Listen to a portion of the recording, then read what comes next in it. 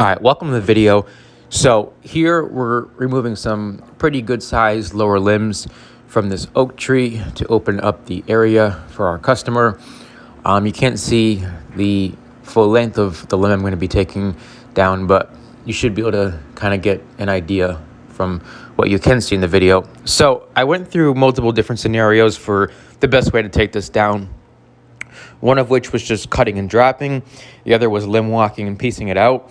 Ultimately, I decided to use a technique that I've done before where essentially you have enough room to drop the end of the branch into the yard, but you want to tie off the butt end because of obstacles directly underneath where you're going to be cutting.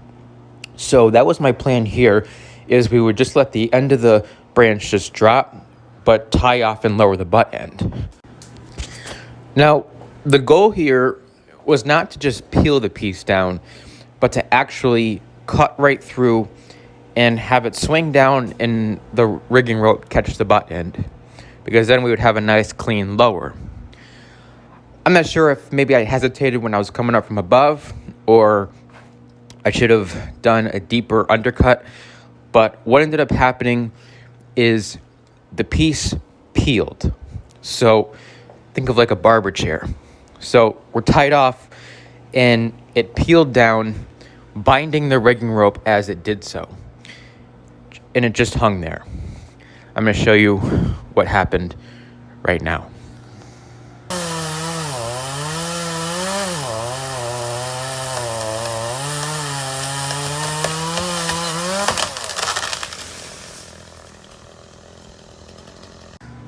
So as you can see, it didn't cut right through, it peeled, and now we're bound up with the rigging rope.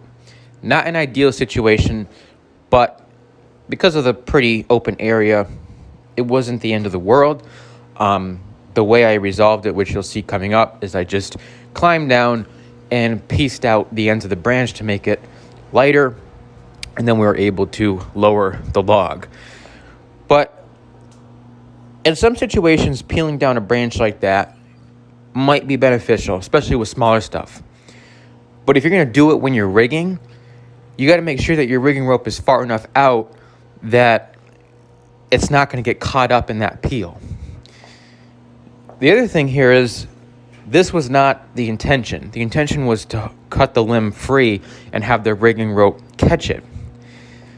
Now, there's a couple different reasons why I think this might have happened. As I said, maybe I hesitated when I was going through, and when I started to see the limb was going, I should have kept on the trigger, which I thought I did, but I don't know. I'm going back trying to think everything through, and I don't know if maybe I did hesitate a little bit, or if like I said, maybe I just did an undercut. Maybe I should have done a notch.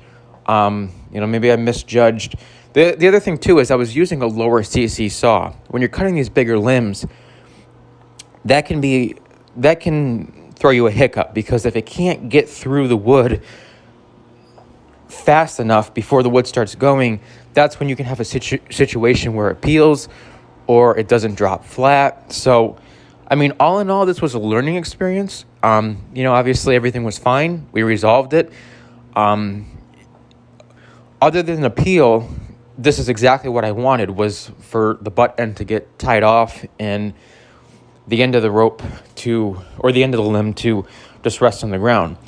But I wasn't planning on it peeling. So I thought it was worth making a video to discuss it and just, point out some things that you need to consider when you're in the tree, because, this could be a dangerous situation depending on what you are doing. Granted, here everything was fine, but I think that as climbers, we can learn from these kind of situations. So that's why I wanted to make a video. So as always, I appreciate you all watching. To those of you who have recently subscribed to the channel, I appreciate you all, and I will see you all in the next video. Thanks so much.